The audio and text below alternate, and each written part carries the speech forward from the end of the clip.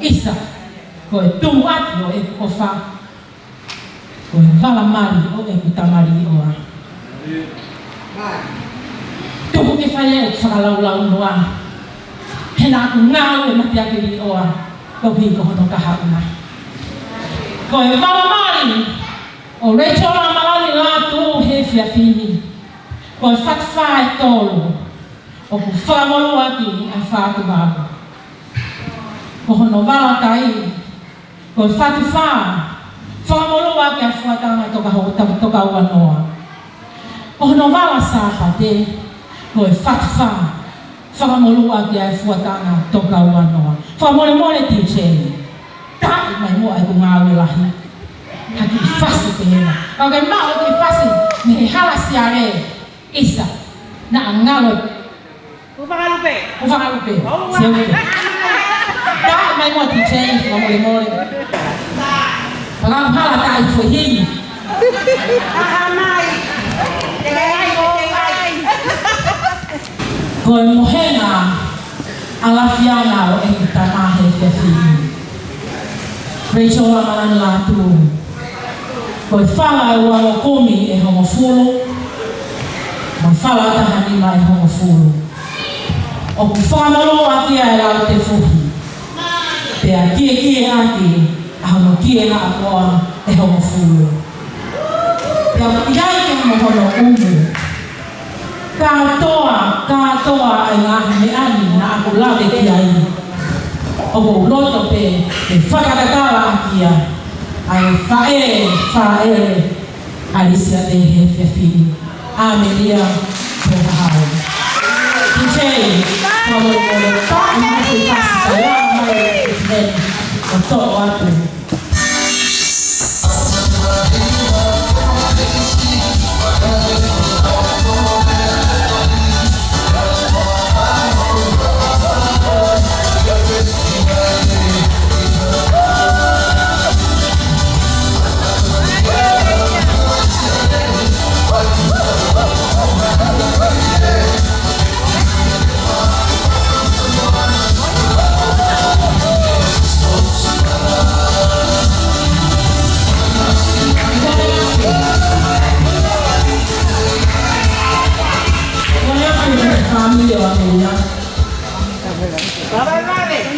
Mau fala mole. E fai per te to e quindi Mulava mai lua o to watu. Ai ki ve bien no kuia i fatto mi autoi. Fala mole. Ya ko pole atu. Mo fatto mi la con lo to. Fa ata mo e mala e. Mo kata. Ameria Lama mana kau tangan kau tokon ngomong.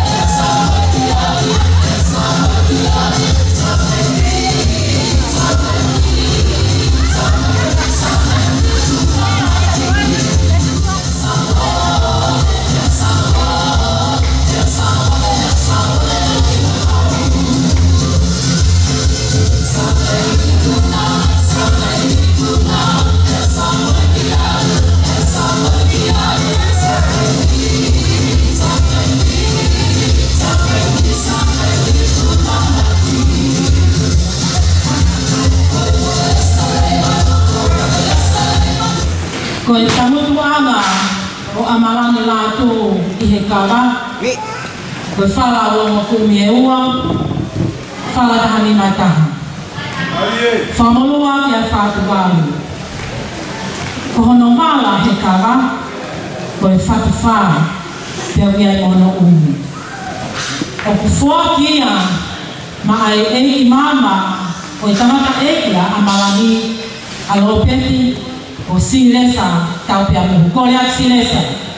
Whakamole more, lava ma DJ. Kau mga kuifasi.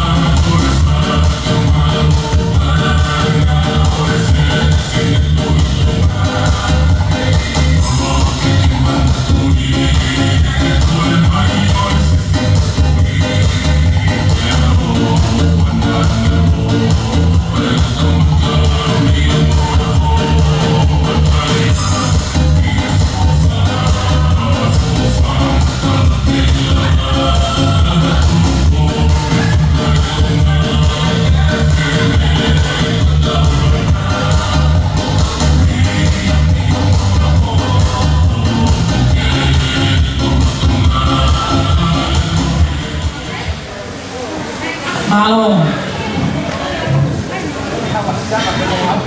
Koe koloa whakalangilangi uruaki. Koe whala tolu makumi.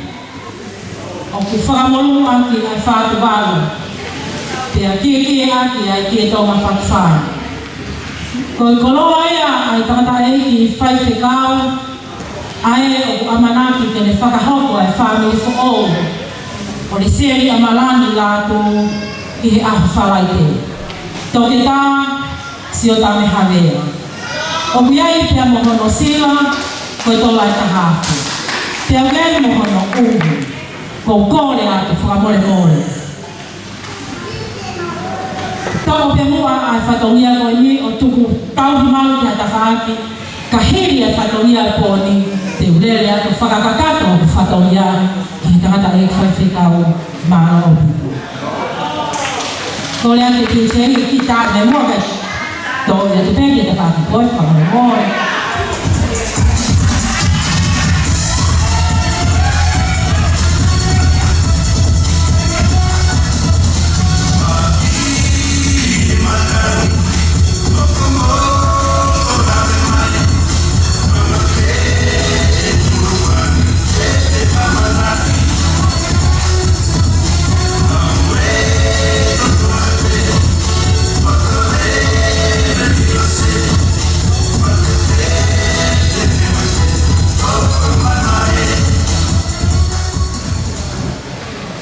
Koe koloa whakalangilangi hono wā.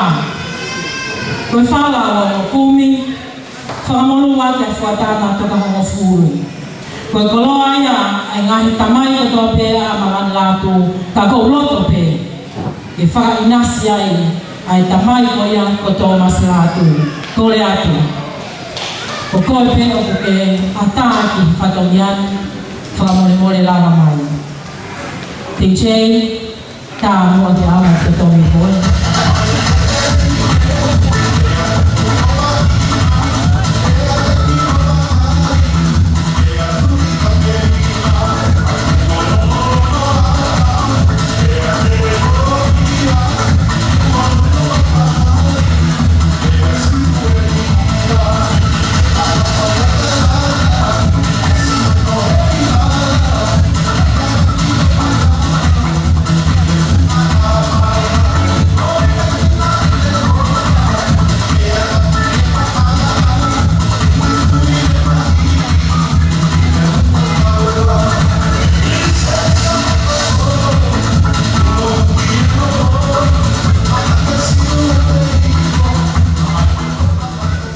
Whalangilangi o kuhoko. Koe whala o mokumi, whakamolu a kia fuatanga. Kie aki ai kie tonga. Fuakia ma ai eiki mama o whinau ne tatua. o viai pe mo umu po mo le tatua ma wa umu itua me amai mua o to atu ai fatongiani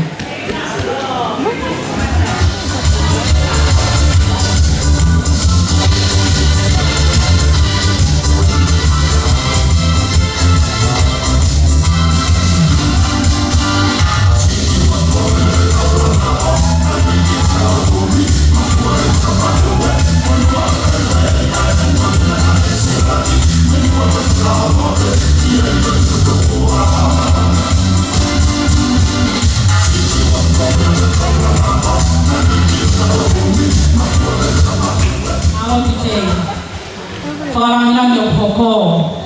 Kefala wa hukumi au fiake afuatana. Kia kia fatua malere. Okufuaki ya maatarita pia mobele la tayo. Gole aku aago haana ito.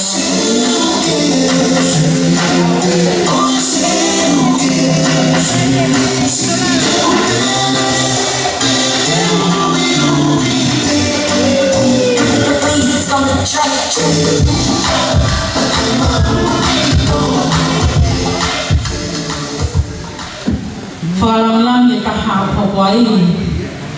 Pafalafihu wa mukumi. Falamulua ke fatu baru. Obuhiki ama ngai fae karata kato pe afina.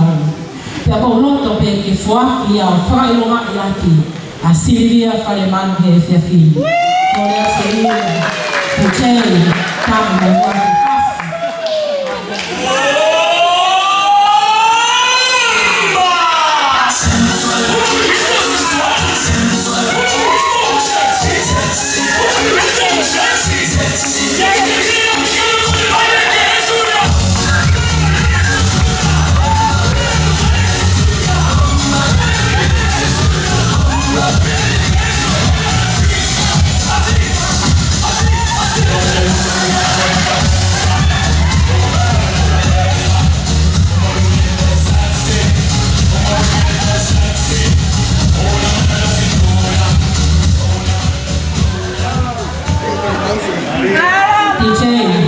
Mole mo ko matulog na sa mato malang. Ko sala yung poko. Ko kikolo ako ni loto. O kufuaki apia maae eki mama. Ko fae alo peti ko vealapa. Ko le vealapa. Me abayua na mole.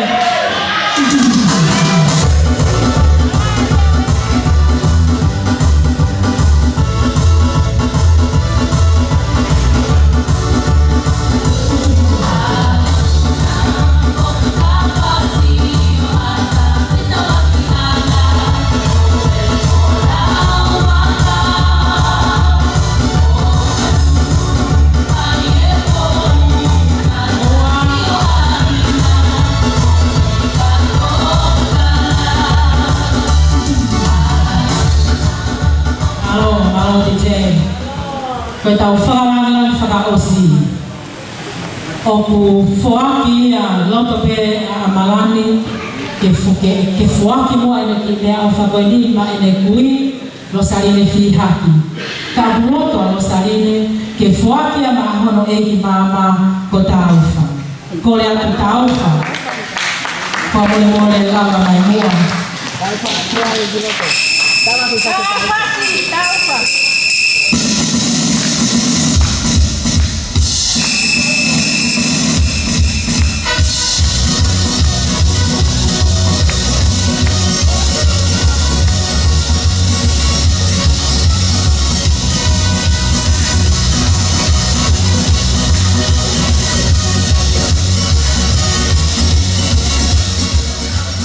Tauwha.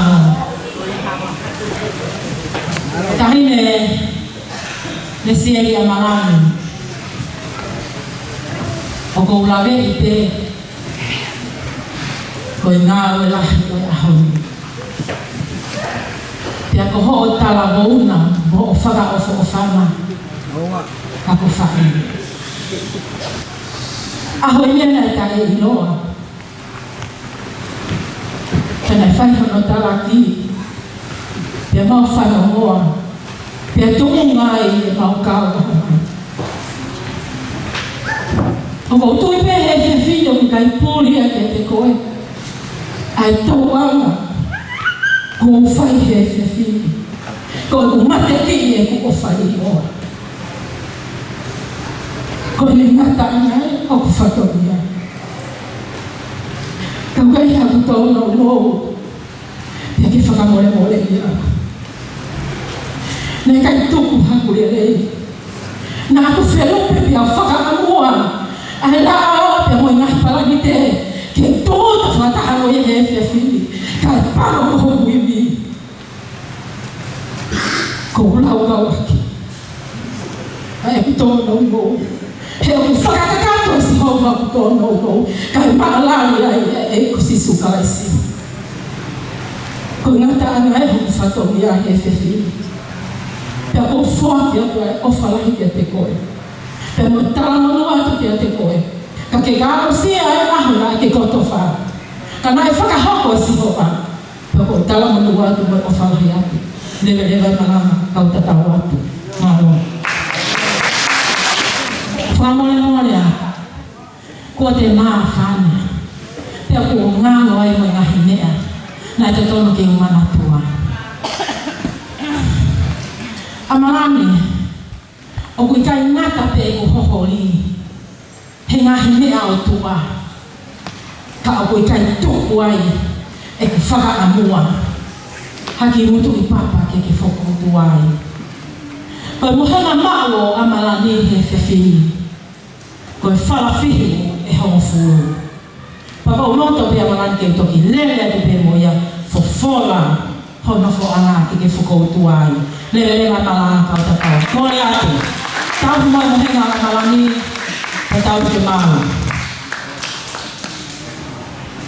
Kore atu, ulawa mai mua, DJ, tai waki, fasi ke whara.